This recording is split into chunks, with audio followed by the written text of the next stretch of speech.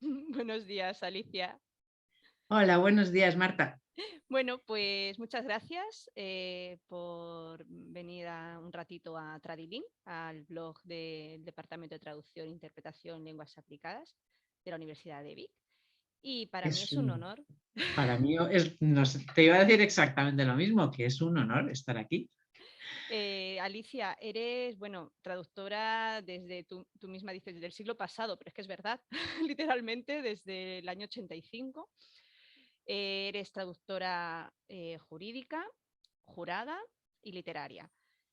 Bueno, además te dedicas a la traducción institucional, a la mesografía, a la comunicación de empresa. Eh, Has estado formando a traductores en varios grados y posgrados, másteres. También has trabajado, bueno, colaboras habitualmente como mentora de traductores a través de charlas de ASETRAD, asociación de la que eres miembro, hace traductores, y la SFT, la Société Française de Traducteurs. Pues no sé cómo sacas tiempo para todo, Es que sinceramente. son muchos años, es que tú misma lo has dicho, no hago todas esas cosas al mismo tiempo, las he ido haciendo en distintas etapas, una detrás de otra. Eh, es lo bueno que tiene este trabajo, que puedes cambiar de perspectiva Uh -huh, y cambiar de enfoque y hacer unas veces unas cosas y otras veces uh -huh. otras. Para mí eso es muy enriquecedor. Totalmente. También, bueno, fuiste mentora, una de mis mentoras en la Fabrique de Traducteur. Me fue un lujo Sí. contar contigo y aprendí mucho de ti. Y sigo aprendiendo, ¿eh? Sigo aprendiendo gracias Ay, también a tus participaciones. gracias. Es verdad, suena esto Es muy que me pelota, pongo colorada. Lo de la pero Fabric fue una de las experiencias más gratificantes que he tenido en mi vida. Fue maravilloso. uh -huh. Sí. Te leo también por la lista Traducción en España de Rediris. Al final, entre listas de distribución, artículos, tal, casi todos los días te tengo presente, Alicia. O por tus traducciones, algunos de los autores que has traducido, pues voy a leer, Jean Baudrillard, Fernand Braudel, Sami Ramim, la marquesa de Châtelet, Roland Barthes, Paul Sumtor, Simone de Beauvoir, y bueno, recibiste el premio Stendhal de traducción en el año 96 por Atlas de Michel Serres. En fin, yo creo que nos puedes dar, bueno, muchos consejos, tanto a los traductores que ya llevamos unos años como a los estudiantes, por supuesto. Primero te voy a preguntar, Alicia, desde que empezaste a traducir, ¿cómo te parece que ha cambiado? Tú que tienes esta perspectiva tan amplia del gremio, ¿cómo ha cambiado y cómo te ha afectado a ti profesionalmente el gran cambio, ¿no? que ha habido, sobre todo Hombre, en tengo el... que decir, respecto a eso diría dos cosas. La primera es que yo vivo solo de la traducción desde que empecé a traducir. Es decir, mi paso por la enseñanza no ha tenido el valor económico suficiente como para decir que vivía de eso.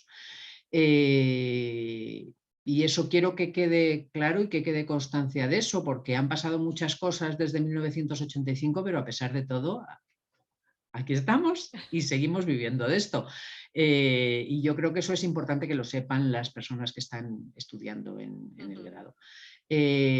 Lo segundo es que, bueno, he vivido etapas muy diferentes y después de cada etapa me he ido reinventando y he ido evolucionando siempre con ayuda de los compañeros, porque esta es una profesión en la que formamos una piña interesante que ayuda mucho y que te ayuda a reconvertirte y adaptarte a las nuevas circunstancias. Yo he vivido desde los felices 90, que eso era tan alucinante, es que fue una época económicamente muy bollante, con muchísimo trabajo, muy bien pagado, luego ya vino la crisis y tuvimos que pues, volver a cambiar de perspectiva y hacer otras cosas. Eh, y ahora estamos viviendo una época también de mucho cambio, pero a mí me gusta entender el cambio como parte de la vida, es decir, Uh yo me -huh, adapto, procuro adaptarme antes, uh -huh, si es posible.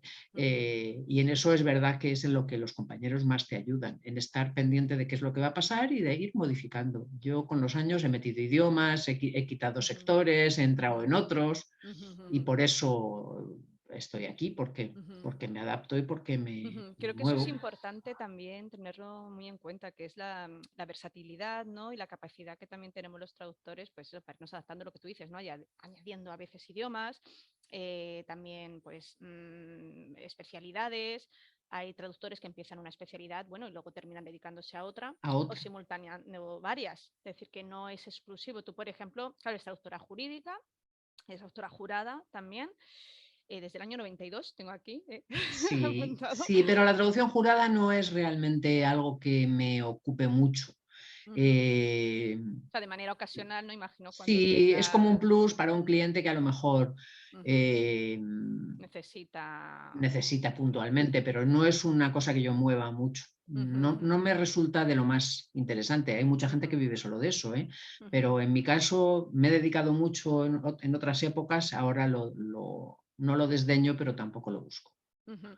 Ahora te dedicas a la traducción jurídica fundamentalmente y a la literaria, ¿verdad, Alicia? O sea, Ahora mismo lo que más hago es institucional, institucional. que eso ha venido de la mano del inglés, Ah, más o menos en el 2012 o así, que tuve una crisis ujú, tremenda, bueno, porque los mercados en los que yo estaba se cayeron ujú, ujú, y porque uno tiene tendencia a pensar, la gente que empieza cree que las cosas son duras cuando empiezas, pero en realidad las cosas son duras toda la vida, es duras decir, te para tienes que mantenerse. reinventar todos los días. Sí, sí, sí. Entonces en ese momento metí el inglés y con eso, sin darme cuenta, porque lo metí en plan agobio total, sin darme cuenta me abrí una puerta que tenía cerrada, que es la de la traducción institucional, Ujú, que es una puerta súper interesante, bien pagada con respecto a otras cosas y eso me permite también pues, compatibilizarlo con otras cosas. Y me dedico mucho, mucho a la traducción editorial también, ujú, ujú, menos de lo que se dedica un traductor que solo hace eso, es decir, yo la traducción editorial la uso para ir rellenando ujú, los ujú. huecos en los que hay menos trabajo y en Sueles general he tenido traducir mucha quizás, suerte. Alicia, un par de libros al año, Un par de traduces. libros al año. Hay épocas Ujú, en las que hago más ujú, porque por la razón que sea me interesa aceptar un libro ujú, y lo acepto, ujú, pero solo traduzco un par de libros al año y siempre con plazo. Es decir, lo que ujú, ya no puedo hacer es libros, que eso lo he hecho durante mucho tiempo también, libros con prisas o libros de esos ujú, que hay que hacerlos entre tres personas, porque eso procuro no, mientras no lo necesite, que nunca se sabe cuándo vas a necesitar algo, mientras no lo necesite, ujú, procuro no ujú. hacerlo. Que bueno, hablando de traducción literaria, bueno, tradujiste El segundo sexo de Simone de Beauvoir, una obra Sí. fundamental, eh, re- mm, vamos, que a la que vamos, te debemos tu traducción al castellano. Y nada, lo recuerdo ahora porque en fin, también celebramos la efeméride, que el 9 de enero cumpliría 114 años Simone de Beauvoir.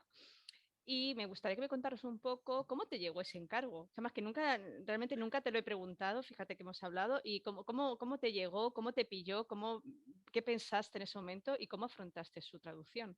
Es de mi época de cátedra, que fue una de las épocas más bonitas en traducción editorial que he tenido, porque cátedra, bueno, no tenía unas tarifas muy allá, ya prácticamente, ya no, hace ya muchísimos años que no trabajo con ellos, pero en aquel entonces yo estaba empezando y todo me parecía bien. Y la ventaja que tenía cátedra era que siempre me daba proyectos maravillosos.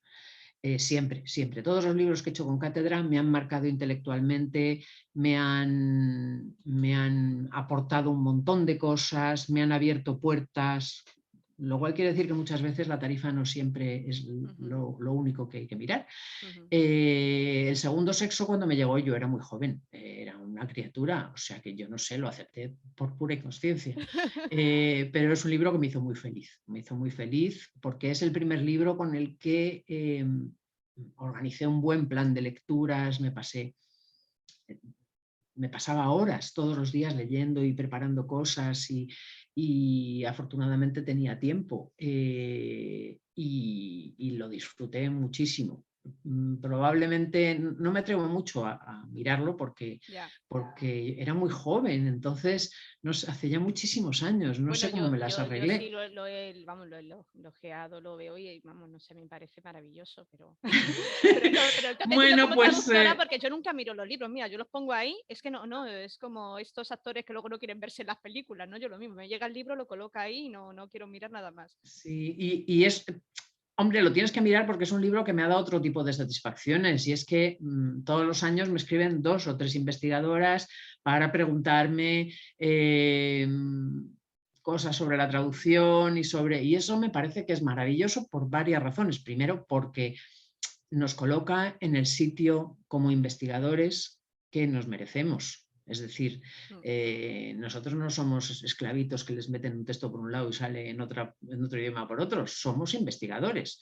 Y que nos den ese lugar es muy gratificante. Y segundo, porque entras en contacto con un montón de gente joven con la que hablas de cosas que no están siempre directamente relacionadas con la traducción y ves su punto de vista, su forma de encarar las cosas. Es una traducción que me ha traído muchísimas satisfacciones, además de ser la única de la que cobro derechos de más de 70, 80 es lo que libros te que he iba a preguntar, traducido. y me Es imagino la que esta única, sí te da derechos, la ¿no? Porque única, claro, es la muy única. difícil recibirlos, ¿no? Cuando Sí, traducimos libros, pero claro, es un clásico sí, y sí. eso al menos.